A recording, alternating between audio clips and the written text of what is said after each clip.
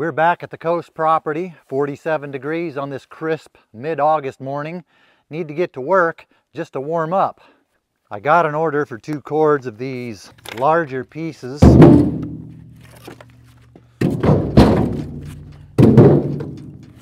I'm only hauling a cord at a time. I don't think I have enough split pieces here for a full cord. I decided not to bring my splitter here this year, so I'm going to have to do those by hand. After I get this pile out of the way, loaded up, we'll get into why I decided not to go with the splitter this year.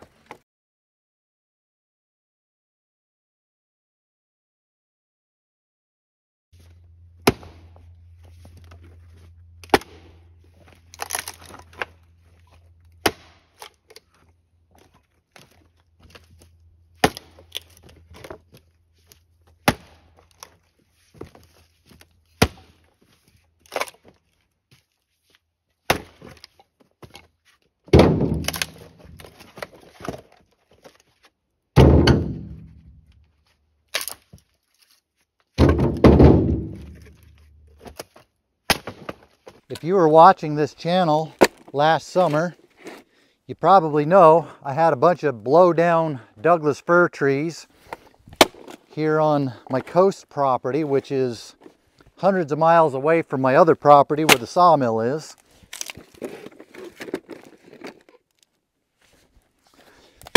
The question was what to do with all those Douglas fir and grand fir trees. I don't have a sawmill here. I also knew the lumber market here for fir was lousy. Wasn't worth going through all the trouble of bringing the sawmill the distance here. Firewood market here was really good, so I cut them into firewood. We had a good time last summer making firewood.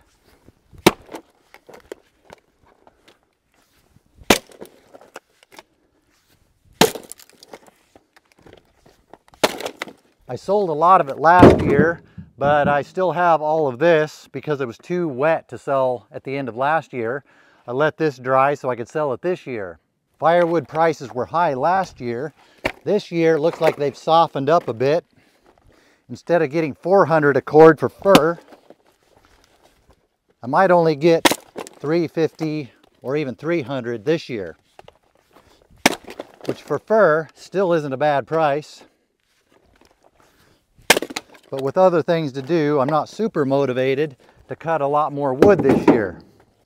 I may do some firewood, mostly just as a byproduct of another project I have. So I decided not to bring my splitter this year because all I have to split here is about 2 cords. I just didn't think it was worth loading up the splitter, hauling it all the distance here, then having to load it back up again, take it home just for 2 cords. If I do end up cutting more firewood this year, it's going to be green wood that I'm not going to be selling this year. I'll sell it next year. I can just stack the rounds up, leave them for next year. Then if I want to do more firewood next year, I can bring the splitter then. It would be easier to split these 2 cords if I had my splitter. It would be really nice to have the splitter to split these 2 cords. But when I figure in all the time it's going to take to get the splitter here, I can split these by hand a lot quicker. Inevitably, someone's going to say, yeah, we'll try that with whatever tough wood you have where you are. I don't have that wood to split. I have fir right now, which is really easy to split. If I had really tough wood, we probably wouldn't be having this. Is this a conversation? It's a one-sided conversation. If I had 10 cords to split instead of 2, would it then be worth it to bring the splitter? I don't know. This stuff's pretty easy to split by hand. As I say, as I get a tough one here. Let's try that again. This stuff is pretty easy to split by hand. Well, it was.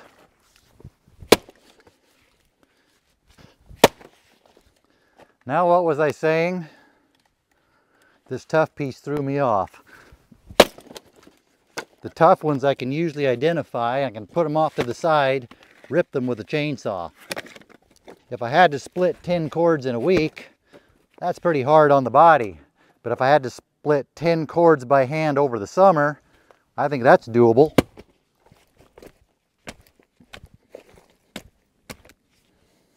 Why is it when I talk about how easy these are to split, they start getting tough?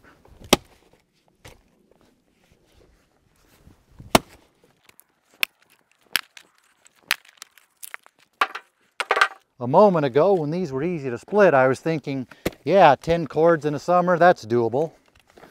But the tougher these are to split, the smaller that number of cords seems to be getting in my mind of what would be worth it. They got a tough one here. Now I'm thinking 7 cords. All right, this one's even tougher. Now I'm thinking maybe only 5 cords. 5 cords a summer.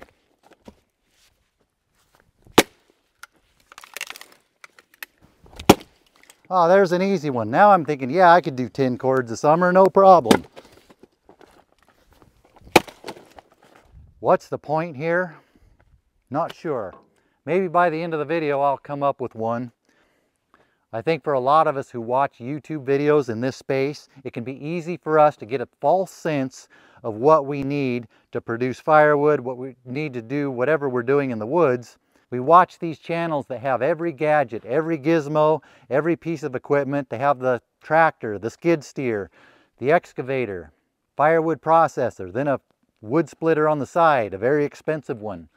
A lot of what we see on YouTube isn't reality. It's YouTube land. It's entertainment. A lot of guys might see all these gadgets and gizmos and equipment that people have for making firewood. John Q. Public might think he needs to have all that stuff to cut his winter supply of firewood when really he could do just fine with a splitting maul and a chainsaw. I don't know why I pointed down there for chainsaw. There's no chainsaw down there. Maybe because that's where I was ripping firewood the other day and I did have a chainsaw there. I wonder about myself sometimes. What was I saying? Maybe it's like what a lot of young women go through. They see other women on social media, in Hollywood, and they get this false image of what they should look like. Just know what you see on YouTube isn't always reality. Unless you're trying to get really big in firewood and you want to produce a lot of volume, you don't always need all the gadgets and gizmos. Sometimes a splitting maul is good enough. At least that's what I'm saying right now. After I finish this cord and the next one, I might have a different opinion on that. Or someone who's doing a little bit of firewood as a side gig. Do you really need to buy a really expensive splitter?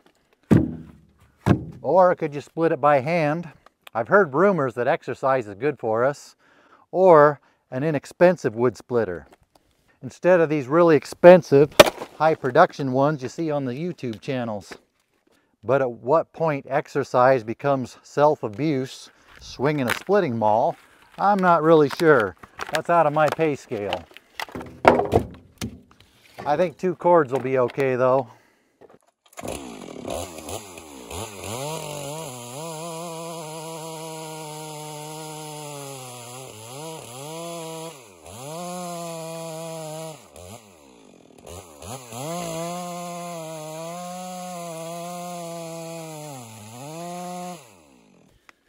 With these last 2 pieces, I'm going to pronounce this load loaded. I split the rest of the rounds, so I'll have a head start on the next load.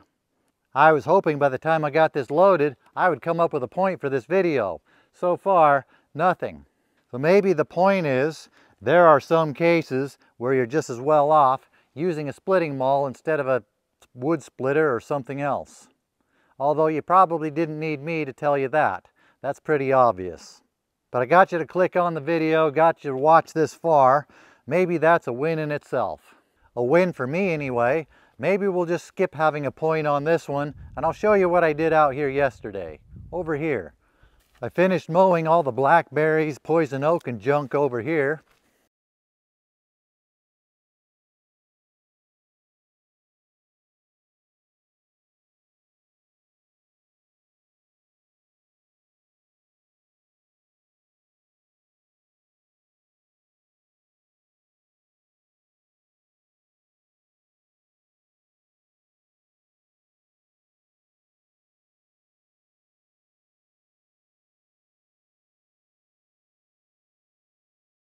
I think it all cleaned up nicely.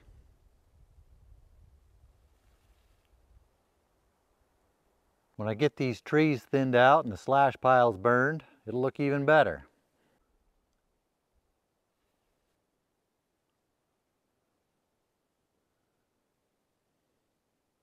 Now I remembered what the point of this video is. I was going to tell you these Camel City Mill merino wool socks I'm wearing are so nice. Made in America from American sheep, 10-year guarantee. They're the best socks I've ever had. Very comfortable to keep my feet cool and dry. If you value your feet in any way, I'll put a link down below so you can go check them out.